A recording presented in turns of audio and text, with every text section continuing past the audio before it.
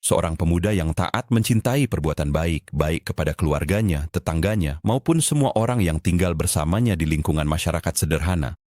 Ia mengetahui dari adik laki-lakinya bahwa lebih dari satu pemuda mengonsumsi narkoba dan hal itu telah memengaruhi kesehatan mereka.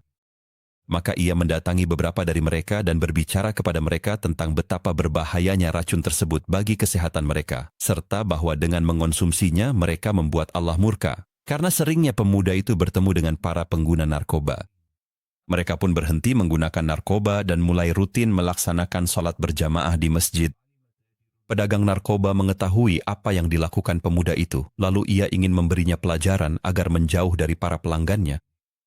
Setelah mengamatinya, ia tahu bahwa pemuda itu membawa tas kecil yang berisi mushaf, sejumlah uang, dan beberapa kertas, serta selalu meletakkan tas itu di sampingnya saat salat. Pedagang itu pun masuk ke masjid saat azan zuhur berkumandang. Saat pemuda itu sedang salat sunnah, pedagang tersebut berhasil membuka tasnya dan memasukkan sepotong kecil narkoba ke dalamnya. Ia juga telah meminta temannya untuk melapor kepada polisi agar mereka datang ke depan masjid. Ketika pemuda itu keluar, ia terkejut melihat polisi memeriksa tasnya dan menemukan potongan narkoba di dalamnya, membuat pemuda itu terperangah sambil menatap pedagang narkoba tersebut.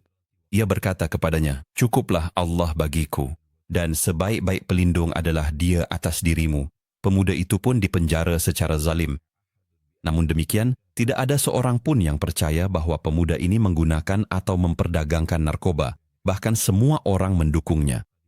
Beberapa hari kemudian, pedagang itu mengalami kecelakaan mobil yang menyebabkan tangan kanannya hilang, dan ia serta anak-anaknya juga mengalami banyak bahaya.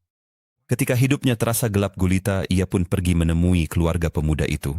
Ia mengakui di hadapan keluarganya dan seluruh warga bahwa pemuda itu tidak bersalah dan dialah yang meletakkan narkoba di tasnya. Setelah pengakuan ini, pemuda itu dibebaskan dari penjara setelah dinyatakan tidak bersalah dan pedagang itu masuk penjara menggantikan posisinya untuk menerima hukuman atas kezalimannya kepada pemuda tersebut dan semua orang yang telah dirusaknya dengan racun yang ia edarkan. Pemuda itu pun bersyukur kepada Tuhannya dan berkata kepada setiap orang yang datang mengucapkan selamat, "Aku mengingatkan kalian pada sabda Rasul kita yang mulia, shalawat dan salam atasnya, di mana beliau bersabda, takutlah kalian terhadap kezaliman karena kezaliman adalah kegelapan pada hari kiamat."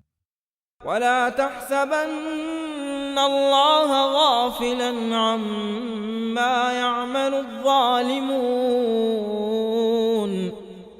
إنما يؤخرهم ليوم تشخص فيه الأبصار مهطعين مقنعي رؤوسهم لا يرتد إليهم طرفهم وأفئدتهم هواء وأنذر الناس يوم يأتيهم العذاب فيقول الذين ظلموا ربنا أخرنا إلى أجل قريب نجب دعوتك ونتبع الرسل أولم تكونوا أقسمتم من قبل ما لكم من زوال وسكنتم في مساكن الذين ظلموا أنفسهم وتبين لكم كيف فعلنا بهم وضربنا لكم الأمثال